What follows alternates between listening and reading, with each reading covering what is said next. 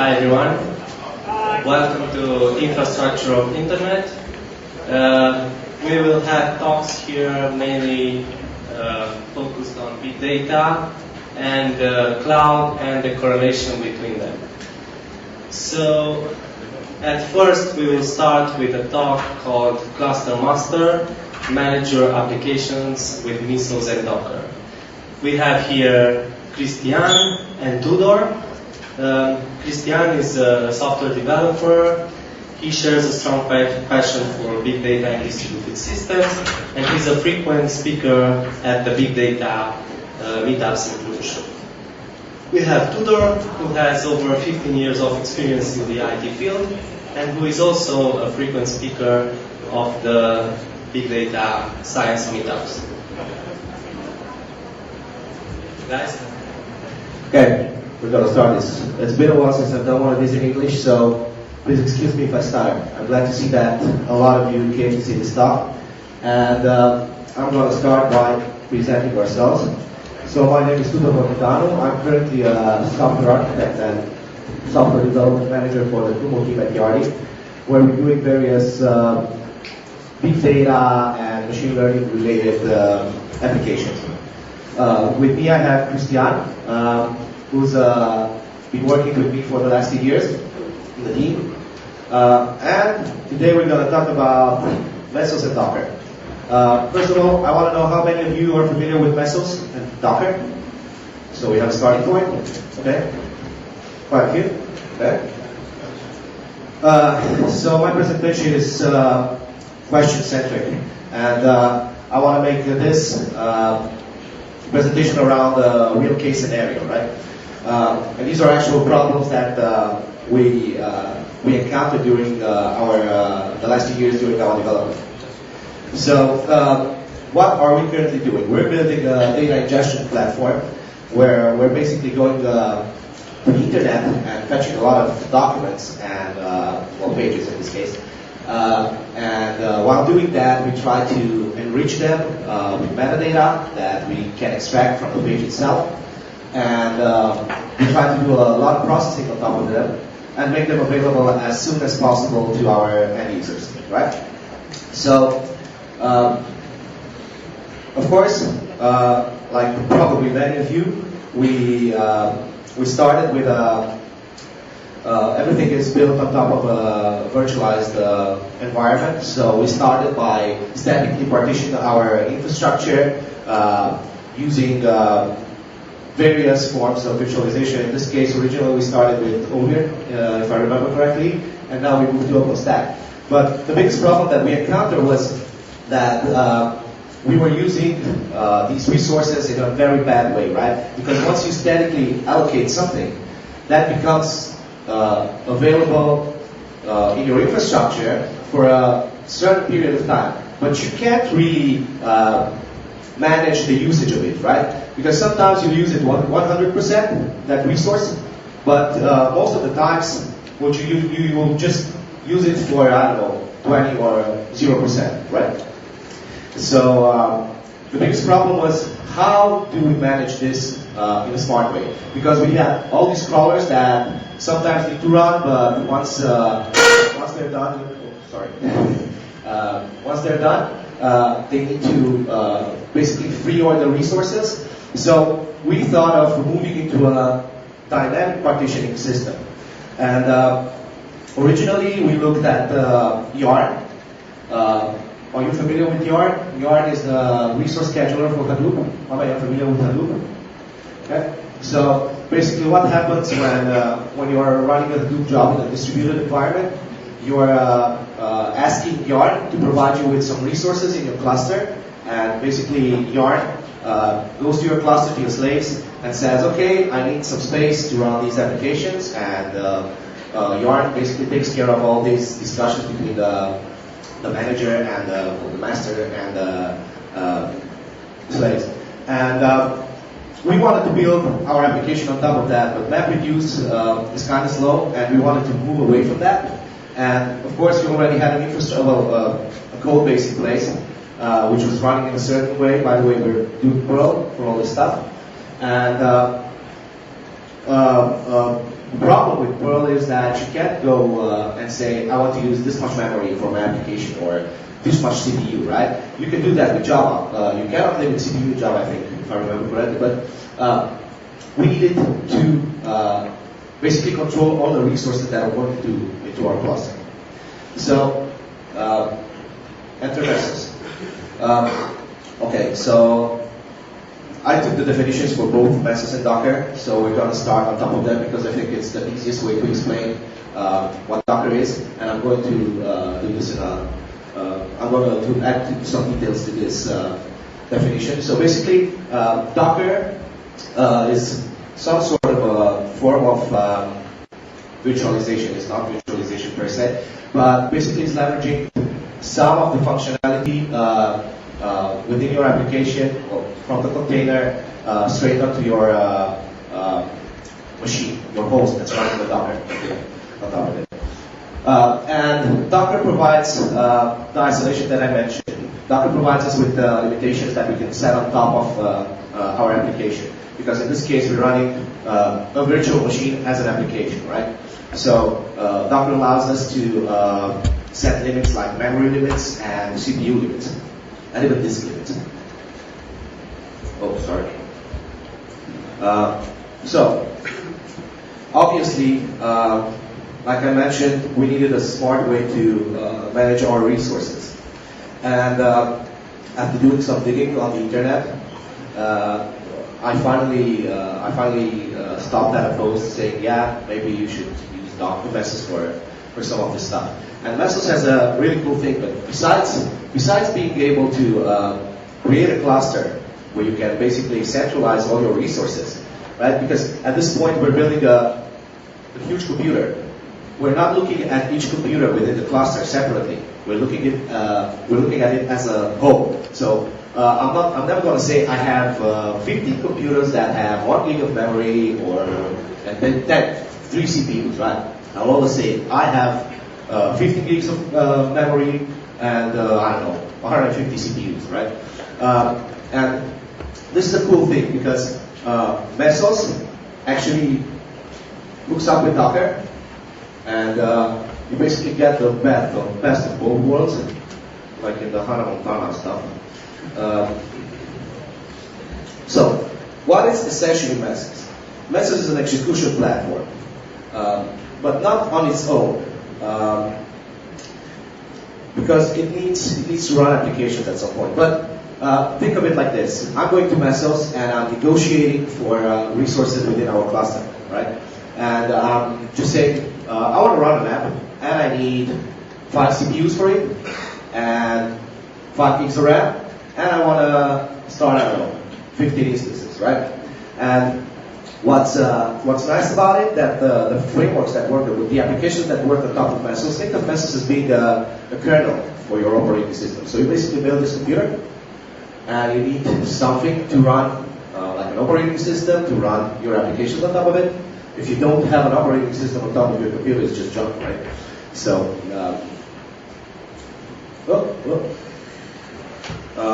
and it's also, besides being an execution platform, it's also a deployment system. Basically, every time you're running an application in Mesos, you don't really care where it runs. It's just running somewhere, doing the job.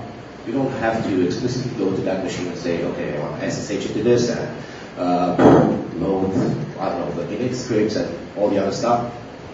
So these are the 2 major characteristics for this. So, and I mentioned frameworks. Mesos on its own doesn't do very much. It just does this scheduling, resource scheduling, where a client connects to Mesos and basically asks for resources, and then he gets an offer of resources, and they can either accept or decline the request. So on top of it, we've got frameworks. So, like in any operating system, on top of your kernel, your operating system, you're running applications. This is an alias for applications. Frameworks is an alias for applications, right? So let me give you a few examples. And we're actually going to demo all of this stuff. Chris is going to take care of it. He actually prepared something. And you can deploy everything that he built on your DigitalOcean account if you want. So the first application that's actually pretty popular, it's maintained by Mesos here, it's called Marathon, and it's the equivalent of, I don't know if you're familiar with Linux, but if you're not, it's the equivalent of init or upstarting Ubuntu if you're familiar with that, or if you're a Windows guys, it's the services.msc interface for it. So what does Marathon do? It basically takes a request from a user, an administrator, and you say to it, okay, I want to run this Docker machine on the cluster, and make sure you're assigning to this machine 1 CPU, 2 gigs of RAM, and run 15 instances of it. And this works really good because ever since we moved to this environment, this Marathon is a key component actually of our own infrastructure. Ever since we moved to the Mesos, Mesos has turned out to be the most reliable part of the system. And this is the way that, because of the way that it's structured. Kronos is another framework, another application that's running on top of Mesos. It's built by Airbnb. It's another key component, as you can expect, in our infrastructure, and it's basically taking care of the cron tab. This is the cron tab equivalent in a Linux system, or a task scheduler in Windows. So basically, what you're saying, you're doing the same thing. You're saying, I want to run this Docker machine, this application on the cluster. Allocate this amount of memory, allocate this amount of CPU, and make sure you schedule it at a specific time. So you can have all these cool things where you can link execution from one instance of a Docker container to another instance of a Docker container. So you can basically create a pipeline. Aurora, we're not using Aurora. Aurora is built by Twitter, and it's actually the key component in their infrastructure. They're trying to move everything to Aurora, and Aurora is a little bit of both. It does the same thing that Marathon does, and it does the same thing that Kronos does. Okay, so Mesos provides an API where you can basically port your application if you want to integrate it straight into Mesos. Mesos provides an API. On top of it, it's I think it's available through protocol buffers, if I'm not mistaken. We never had the opportunity to try it out, although I personally am thinking about it. I want to build a framework at some point when we're going to add complexity probably to our infrastructure, but at this point this is not the case. So other frameworks that work on top of Mesos are HDFS, the distributed file system component for Hadoop. Because, like I mentioned, Hadoop and Yarn, Mesos and Yarn are not that different. It's just different in the way that they actually work, but as a functionality they provide resources from within a cluster. So HDFS, Cassandra, Spark, Storms, and various MPI frameworks and other stuff. I don't know if you're familiar with some of these. I'm sure Cassandra, everybody knows what Cassandra is, a database. Spark is the new thing for distributed computing. Storm is something from Apache. I don't know exactly what it does. Sorry. And Jenkins is this is a really cool thing. You can run Jenkins on top of Mesos. So basically, every time you're doing a build, you're allocating some resources in your cluster, you're executing your application there, or your build in this case, and once that's done, you just free those resources, and these resources get back to the cluster. So they're available for somebody else to use.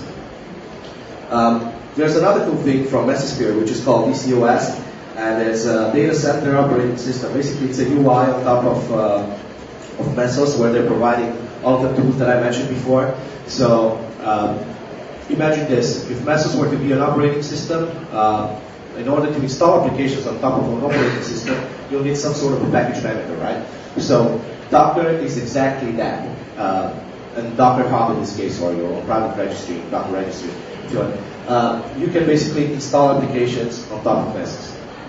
top of your so-called supercomputer. So what's the architecture on top of that? So on the right-hand side, you've got the frameworks which are interacting with the master.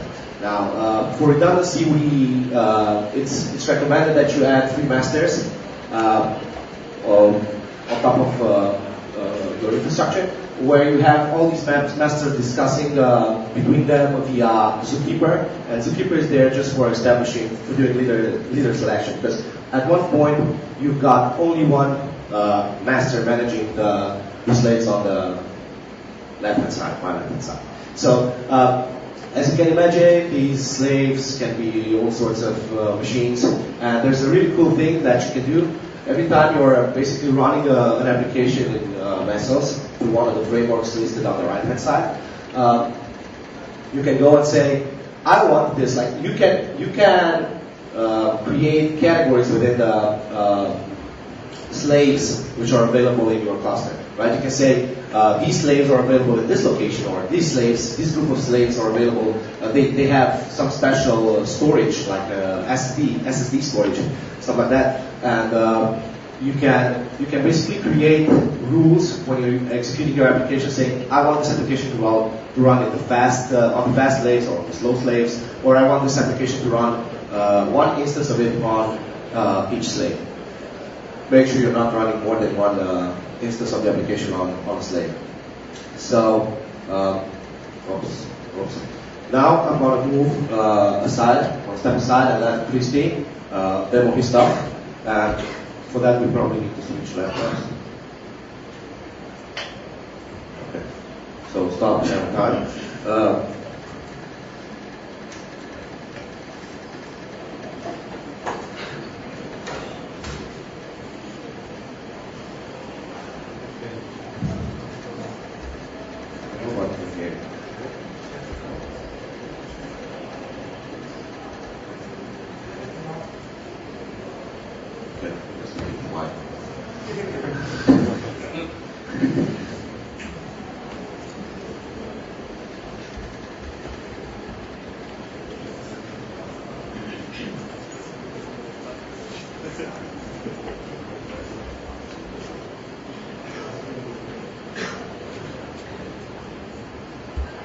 So I have prepared a small demo for you guys. I have installed a Mesos cluster with the frameworks Marathon and Kronos on DigitalOcean. If you guys want to try out this at home, I have the code for the deployment available on GitHub. So you can go on GitHub, the systems, demo. Get the code and follow the readme, follow the instructions and deploy your own Mesos cluster on DigitalOcean. You're going to need the DigitalOcean account for this. So. And money probably to run it. Okay, so as I said, I have a Mesos cluster here installed. Here is the Mesos UI, where we can see how many slaves I'm running. I have right now 4 slaves, each with 2 CPUs and almost 3 GB of RAM. And you can also see this here in the left side. Just a minute. Okay. So you can always check how many resources you have available in the cluster. Right now you can see that I have another 10 gigabytes of RAM available. Well, these resources are fragmented, so I cannot create an application, a web application, let's say, that will consume all the RAM because it's fragmented in pieces of 3 gigabytes. So you're gonna have to take care of that.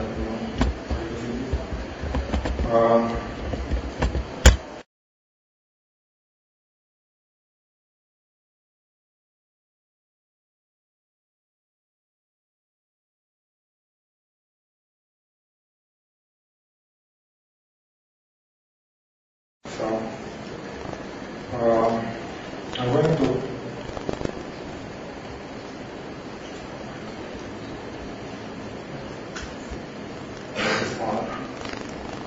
I'm going to create a application so you guys can see how easy it is. I'm going to run an Nginx application, an Nginx server with one CPU out of GB of RAM, and I don't need any space.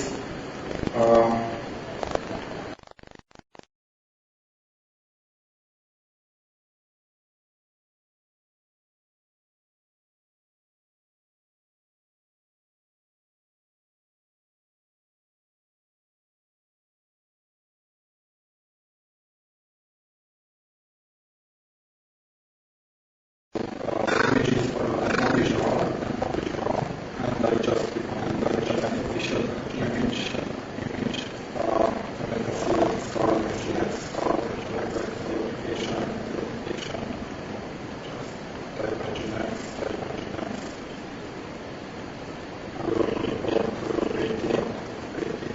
I can configure variables,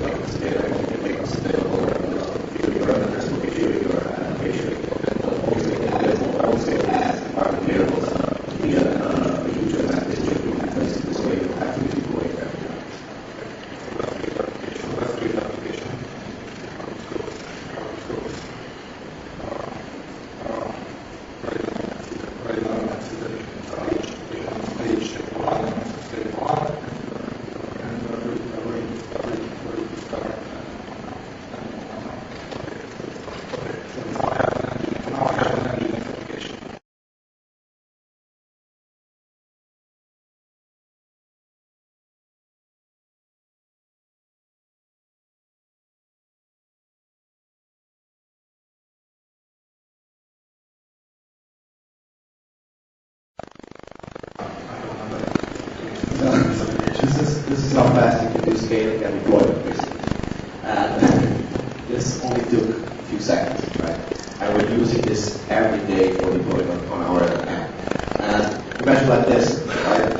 You've got an online shop, and Christmas is coming. We're expecting a lot of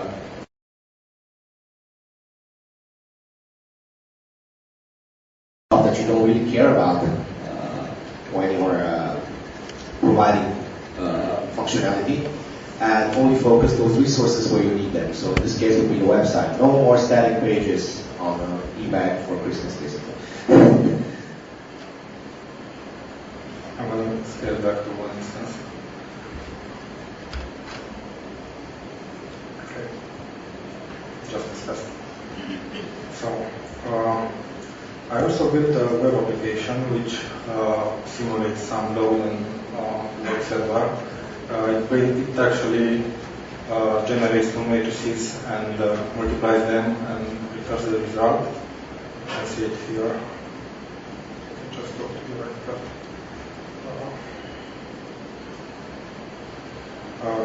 Takes like half a second to process with normal load time. So what I'm going to try is I'm going to put some load in this application. So I will run Siege program. If you don't know what Siege is, Siege will open connections to this URL right here with -C. I specify how many concurrent connections will be open to that URL and for how much time. So I'm going to search a bit web applications and see what happens.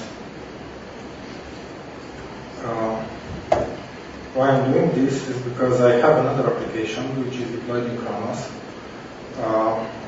which checks the load on the web application And if the response time of that application is too large, it will spawn another instance each time. So we have to check here, see if it's running. Start running. Maybe I should try with more instances again. So basically what it does, this web application that I have right here, writes its access log in a MongoDB database, and the other applications which is available, which is deployed in Kronos, checks the Mongo database every 30 seconds, as I specified here, and if the average time to load a page is greater than the threshold, it will start another instance. And as we see now, we have 2 instances of the application automatically scaled with the load on the page. And I believe that's about it from my side. Yeah, well, unless you guys have questions, how we're doing all this stuff. These instances are available in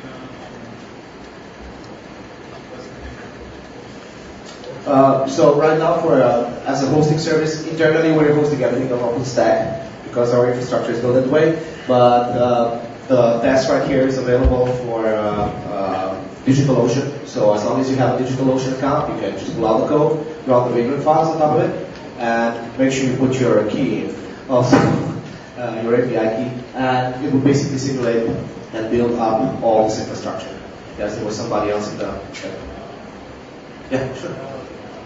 So, do you use this also for scaling your database instances? No, actually the support for persistent storage has been added only in the last version, and it's still beta.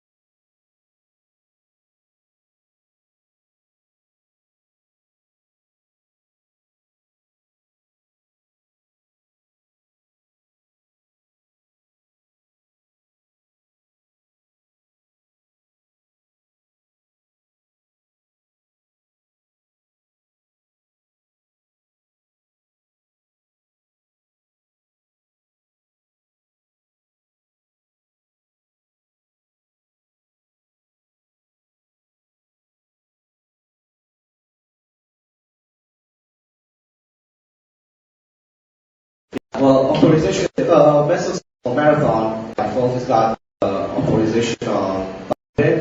We haven't configured running everything on top of, well, privately. We've got 2 layers that are going outside. So, Authorization meaning more like role. okay. Not I don't think it's supporting authorization right now. It's just authentication. And the second one, how does this compare to solutions like Docker Swarm and not just plain Docker Swarm, but with other? I have tried Docker Swarm. I did try CoreOS though. I think it's up to you whether you want to choose one or another. But Marathon and Mesos has been around for a while. It's got support from big companies like here. So not like that Docker Swarm doesn't have support from other companies, but this is the flavor that we chose, and we basically went with it. Because I guess guess the best decision that we could make at that point. But none of the options that you described might be lost in the future, so we might use them at some point. Yes, so basically your applications are based on Docker containers, which are based on Docker images. And occasionally when you create containers, some images become unused, and you don't need them anymore. And they can occupy a lot of disk space. So basically, how do you deal with cleaning up all those resources? So we left, actually, that's something for system administrator to work on. So one of the jobs is basically clear out those images. He needs to do something. The rest of it is... So do you have an automatic way to do that? Just right now we didn't have this problem, but we don't have, and once we have it, I'm sure that is Alex, which is not here, is going to set up something for it. So I think it's just a matter of looking at the logs and what gets executed on.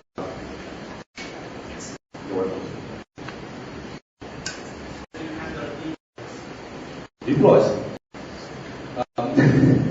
I think Chris just showed you how to do a simple deploy, and we pretty much do the same thing, like Nginx. After we've built everything on Jenkins, we published the package. Working with Pro, like I mentioned, we're publishing the package in our internal story. After that, we're building a new Docker image, which is then made available in the Docker registry, private Docker registry we have inside the company, and deploying the application is just a matter of restarting the application in Marathon. Because there's a flag there, which basically calls Marathon. Make sure every time you're grabbing the application for the restart, make sure your flag latest Docker image. And Marathon has a web API